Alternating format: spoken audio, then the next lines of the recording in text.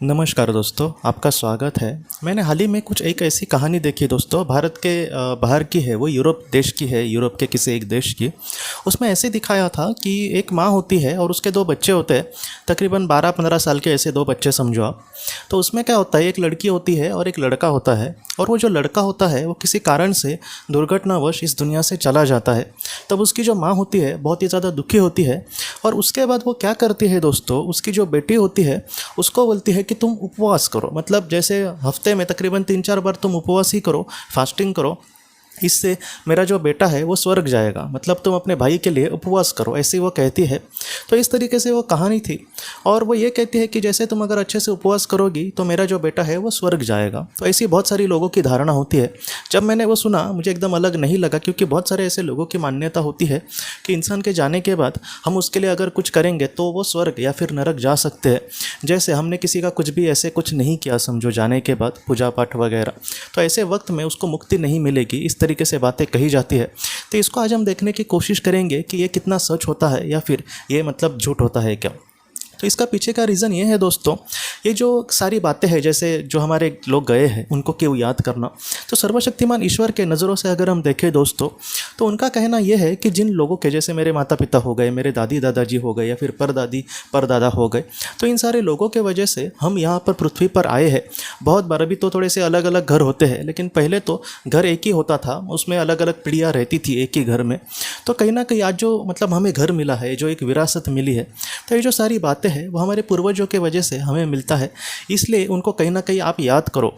जैसे हिंदू धर्म शास्त्र में भी दोस्तों, अगर आपके लिए कुछ थोड़ा भी कोई इंसान करता है तो उसको दिल से तुम शुक्रिया करो, उसके लिए दिल से प्रार्थना करो, ऐसी बातें ज़्यादातर कही गई है। इसका पीछे का उद्देश्य यही होता है कि अगर आपके लिए कुछ थोड़ा भी करे तो उसका तुम कहीं ना कहीं कृतज्ञ रहो, उसके लिए कहीं ना कहीं अच्छे भाव तुम्हारे मन में आने चाहिए। तो इसलिए इस तरीके से बातें कही गई है। लेकिन हम कुछ करेंगे और उसका जो फ़ायदा है, हमारे जो करीबी लोग हैं आज वो इस दुनिया में नहीं है समझो, तो उससे उनको कोई बड़ा फ़ायदा होगा ऐसे ज़्यादातर नहीं होता। जैसे उस महिला ने क्या कहा, अपने बेटी को कहा, और वो खुद भी शायद समझो फास्टिंग कर रही होगी, और इससे उसे क्या लगता था कि इसका जो फ़ायदा है मेरे बेटों को मिलना चाहिए। तो ऐसे ज़रा भी नहीं होता। हम यहाँ पर दुख में डूबते रहे या फिर भूखे रहे, उसका फ़ायदा हमारे अपनों को ज़रा भी नहीं होगा दोस्तों। जैसे हम मतलब हमारे कोई समझो बच्चे हैं, वो अपने आप को परेशान में डाले और उससे हमें खुशी मिले, ऐसे नहीं होगा। उल्टा उनको परेशानी में देखकर हमें और भी ज़्यादा पीड़ा होगी। तो इसी तरीके से ये बात है, कोई ऐसी हमें कोई भी कदम नहीं उठाना जिससे कहीं ना कहीं उनको और भी मतलब बुरा लगे। वो बेचारी भूखा रह के उसके भाई की सोल जो होगी, उसकी जो आत्मा होगी, उसको कौन से प्रकार की खुशी मिलेगी आप सोचिए। तो ऐसे नहीं होता दोस्तों। और मतलब जो जाने वाला इंसान है उसके जो कर्म होंगे उसी माध्यम से उसका जो न्याय है, वो जो मतलब जिस लोक पे जाएगा, ये सारी जो चीज़ें हैं वो तय होती है। हम यहाँ पर किस तरीके से क्या कर रहे हैं इस पर ज़रा भी निर्भर नहीं है। जो आत्माएँ होती है वो इंसानों के मतलब भरोसे नहीं रहती दोस्तों, इसको हमें समझना होगा। आत्मलोक की जो दुनिया है वो बहुत ही अजीब दुनिया है, बहुत ही अलग दुनिया है। वो जो दुनिया है वो इतना मतलब इंसानों पे निर्भर नहीं रहती, वो कहीं ना कहीं प्यार की दुनिया है। उस दुनिया में अगर पृथ्वी पर कोई बुरा इंसान होगा तो वो उस दुनिया में जाने के बाद बहुत ही निचले स्तर पर जाएगा। उसको पृथ्वी के लोग कितना भी उसके लिए प्रार्थना करें, वो ऊपर के लोग पे नहीं आ सकता। क्यों? क्योंकि उसके कर्म ही उसको नीचे लेकर गए हैं।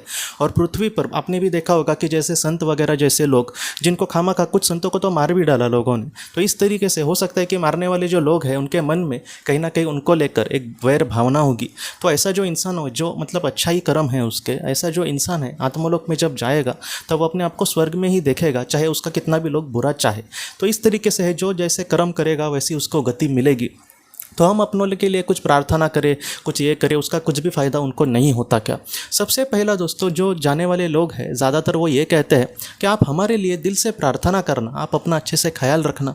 बहुत लोग कहते हैं कि हम उनकी खुशियों के लिए क्या करें। तो मैं जब बोलता हूँ कि आप उनके लिए खुशियों के लिए अच्छे से खाना पीना, आप खुश रहना, जो भी आपको पसंद है वो करने की कोशिश करना, जितना हो सके आनंदपूर्वक जीने की कोशिश करना, जितना हो सके निस्वार्थ भावना से कर्म करना, ऐसे जब मैं बोलता हूँ तब वो इसको सीरियसली क्यों नहीं लेते, क्योंकि उनको लगता है कि हमें उनके लिए कुछ होम हवन करने होंगे, हमें उनके लिए कुछ बड़ा बड़ा पूजा पाठ करना होगा, कुछ बड़ा करना होगा। इस तरीके से नहीं होता दोस्तों। आप दिल से प्रार्थना भी करेंगे, वो आपसे दूर नहीं है, इसलिए वो आपसे मतलब एक कण की भी मतलब बात नहीं चाहेंगे। वो दिल से यही चाहेंगे कि आप खुश रहे। आप अगर उनके लिए दिल से मतलब प्रार्थना करते हो कि हे ईश्वर, आप मतलब हमारे जो करीबी लोग हैं वो आपके राज्य में है और वो बस बहुत ही सुख से और समाधान से रहे, आप हमेशा उनको खुश रहना, इस तरीके से भी आप बोलेंगे ना, तो भी उनको वो प्रार्थना है वो ज़रूर उन तक पहुँचेगी दोस्तों। ये एक बात हो गई। और दूसरी बात ऐसी भी मैंने देखी है कि जैसे पृथ्वी पर कोई इंसान की मृत्यु हो गई है या फिर उसने समझो सुसाइड किया है, तो ऐसे मामले में बहुत बार जो वो आत्मा होती है वो इस दुनिया से जाने को मांगती नहीं है, मतलब वो तैयार नहीं होती आत्मलोक में जाने के लिए, वो पृथ्वी में ही बहुत बार अटकी रहती है। तो इस मामले में एक महिला ने कुछ इस तरीके से बातें कही थी और वो बहुत ही ज़्यादा ध्यान करती है महिला, और इसलिए उसका जो अर्ध जागृत मन था वो धीरे धीरे खुलता था।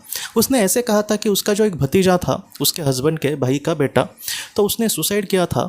और ये जब ध्यान करती थी तब बार बार उसको ध्यान में वो लड़का दिखता था और वो एकदम दुखी था, और इसको पता चला उसको देखकर कि ये अटका है इस दुनिया में। तब उसने क्या किया, उसको बहुत सारी मतलब ब्लेसिंग भेजने की कोशिश करी। उसके जो दोस्त वगैरह थे जो ध्यान करते थे उनको भी कहा कि आप भी उसके लिए प्रार्थना करना, आप भी ब्लेसिंग भेजना। और इसका जो फ़ायदा था उस लड़के को बहुत ही अच्छे से मिला और बाद में वो इससे मुक्त हो गया। तो अगर ऐसा कोई अटका होगा इंसान, तो उसके लिए अगर कोई प्रार्थना ना करे तो वो ऐसा अटका ही रहेगा क्या? ऐसा नहीं है दोस्तों। जो इंसान चला गया है और उसको जाने की इच्छा नहीं है आत्मलोक में, ऐसे वक्त में भी उसको लेने के लिए उसके करीबी आत्माएं बहुत बार आती है, लेकिन यही आत्मा उसके लिए तैयार नहीं होती। और ये उसकी कहीं ना कहीं चाची थी, इसलिए उसको ये लगा कि कहीं ना कहीं ये अगर कुछ करेगी तो उसको दिल से फ़ायदा होगा, तो इसलिए भी फ़ायदा कहीं ना कहीं होता है। लेकिन ज़्यादातर केसेस में जो आत्माएं हैं वो ऊपर के मतलब लोक में चले जाने के लिए तैयार होती है। ऐसा नहीं होता कि कोई अटकता है, बस बाय चांस कोई अटका, तो ऐसे वक्त में अगर हमें दिल से लग रहा है तो उसके लिए मैंने एक प्रार्थना भी एक वीडियो में दी थी कि जिसके अगर किसी करीबी की आत्महत्या से मृत्यु हुई है तो आप ऐसी प्रार्थना करना जिससे उनको मदद मिल सके। अगर आप दिल से मतलब रोज़ भगवान के सामने जैसे हम दिया जलाते हैं, तभी भी आप प्रार्थना करें कि हमारे जो अपने हैं वो उस दुनिया में बहुत ही सुख से, बहुत ही समाधान से रहे।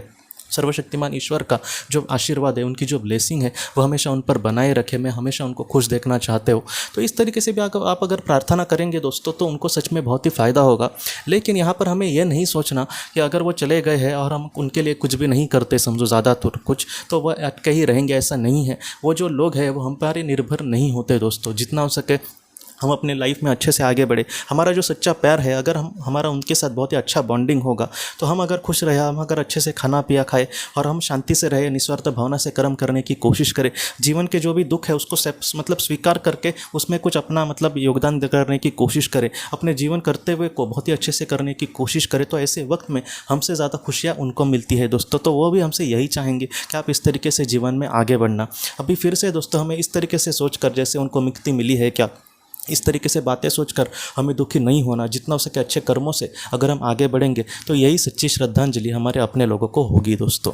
तो दोस्तों हम अपने अगले वीडियो में मिलते हैं। आप अपने परिवार का ख्याल रखना। आपका बहुत बहुत धन्यवाद।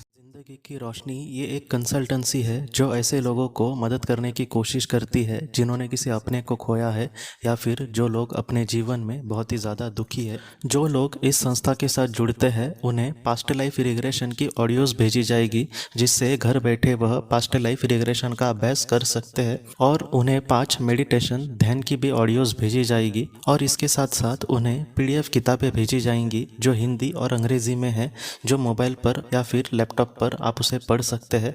और 10 ऑडियो बुक्स भी आपको भेजी जाएंगी। तो दोस्तों अगर आप इस संस्था के साथ जुड़ना चाहते हैं तो कृपया इस नंबर पे व्हाट्सएप मैसेज करें। आपका बहुत बहुत धन्यवाद।